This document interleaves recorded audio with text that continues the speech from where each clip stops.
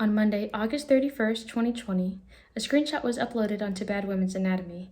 It received 12.9K upvotes and was subsequently cross-posted to R as a Black Man under the title Incel Pretends to be a Woman, and it received 1.6K upvotes.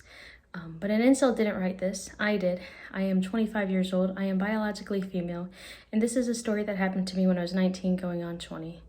I did actually get to see a gynecologist about this, and I think you guys might be interested in what she had to say.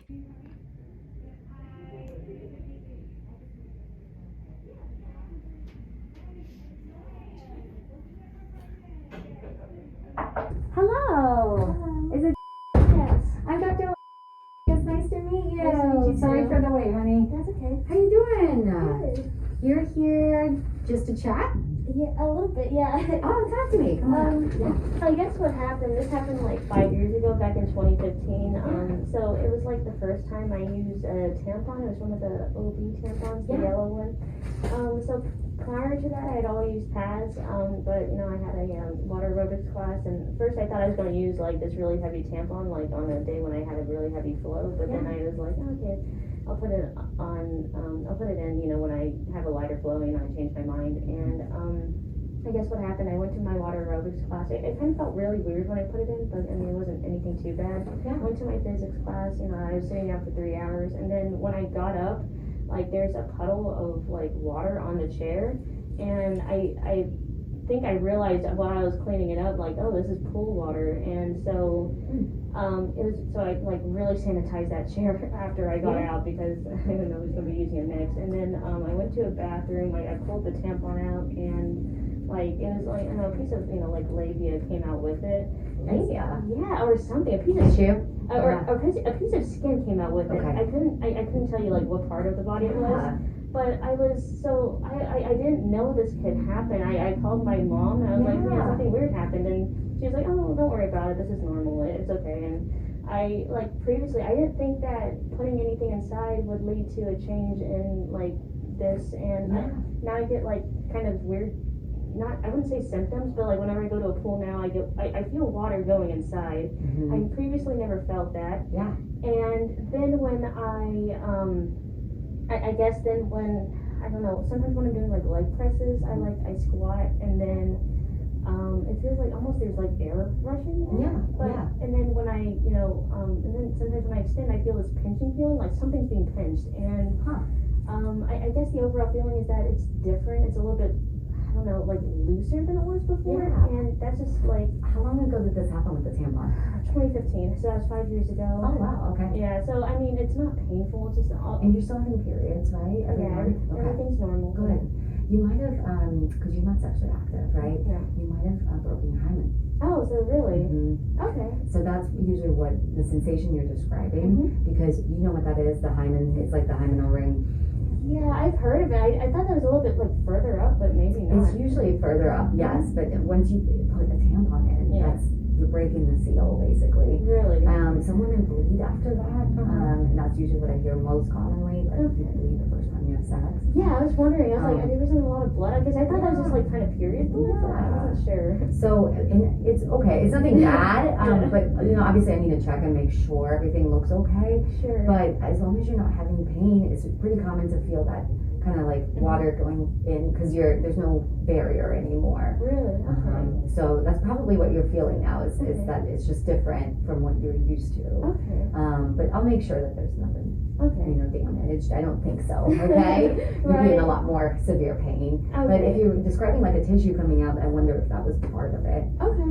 All right. And the examination, what would that consist of exactly? It's just me looking down there. Okay. That's all. All right. That's fine. I won't touch you, I promise. Oh, Okay. You don't need pap smears until you're sexually active. Okay. And so really, unless, you know, if you by the time you turn 30 and you're still not sexually active, then I would say get a pap smear. And you haven't it's not painful, right? No. Okay. So you're gonna feel my hands, okay? Okay. My hands on the outside here. Just gonna take a look and make sure labias look okay.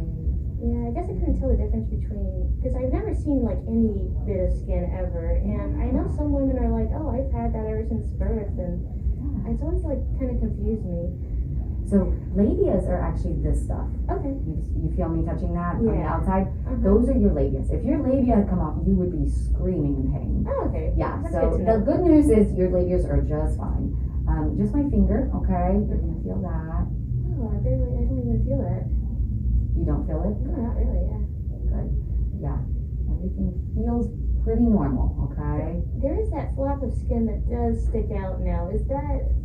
Flap of skin on the outside here? Yeah, it's like, I can't, yeah, it's Do like, you wanna show me? Are you Yeah. okay to show me? yeah, that's fine. If you So, wanna reach, yep. maybe There like, you I go. think it's like, I guess it's like this one? Because that definitely wasn't there before. Is that? That's your labia. That is labia. Mhm. And it's totally normal. Okay. It's probably just your development that it's labia majora, okay? One side can sometimes be a little longer than the other side because you have a little more on the left side compared to the right side, which is perfectly normal, okay? So that was the one that kind of came out after I pulled out the tampon. Is that normal or? You might not have noticed it, it may have been tucked in, and maybe it was just after the tampon came out, you just noticed it more, and maybe it was kind of tucked in like this. Okay. So, but yeah, it doesn't look abnormal, it's just part of your normal development. Yeah. Everything looks very healthy, okay? Okay. And I suspect that maybe the hymen was broken because I don't feel that membrane right there. Okay. So that's probably what happened, honey. Okay. Okay? That's good. You can scooch back, but that's good news. Everything looks A-okay. And so when I'm swimming, I just gotta get used to that water You feeling? gotta get used to it. Okay. There's no barrier there anymore. All right. But it's perfectly normal. Welcome to all the fun things of Oh. womanhood, okay? That's fun. Yeah. You have questions for me? Oh, I guess, so if I were to become sexually Yeah. active, I wouldn't have to worry about anything else being knocked loose or anything or whatever happens. It's perfectly fine. Women always, when you see labias, they always show pictures of these perfect things that are Yeah. closed. No woman looks like that. Mhm. Most women have irregular labias, and it's just part of your anatomy.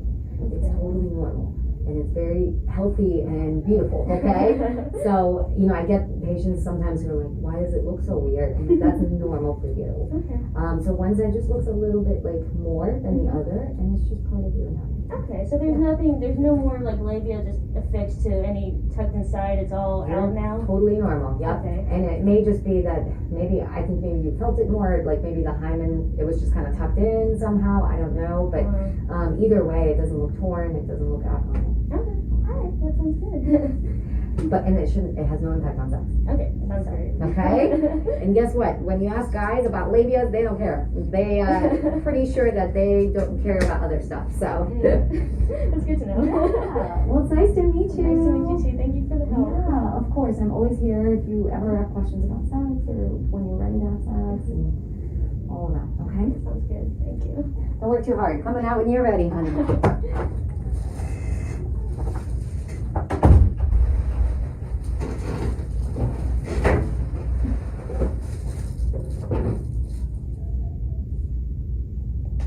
I think my favorite thing about this experience was reading comments like, "Oh damn, she broke the freshness seal," and then I go to the gynecologist office and she's just like, "Oh yeah, that's exactly what happened." And that is the point I was trying to get at in my original post, that the dichotomy between real life and the internet, it can just be so jarring sometimes. There were actually 2 people I found on this subreddit who did know what I was talking about, and I'll link them down below. And somebody came up with a really good thought. They said, "Yikes, this is why I advocate for equal sex ed. I think it should be mandatory. If this isn't done correctly or at all, it can really mess up lives."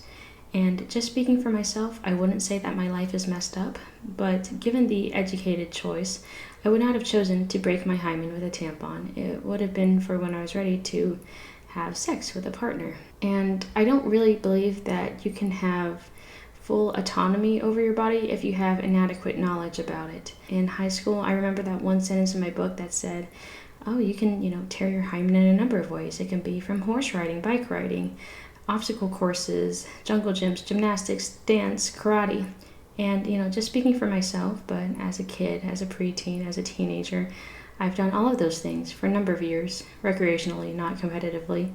Nothing has ever caused as much disruption, as much change to my vagina or to my hymen as putting in one tampon one time, and that is all I gotta say about that. I didn't really learn this in college either. In 2019, I graduated with a Bachelor's of Science in General Biology. For a year after that, I retook Anatomy and Physiology 1, and then I took Anatomy 2, and although my grades were not the best, we really didn't cover this.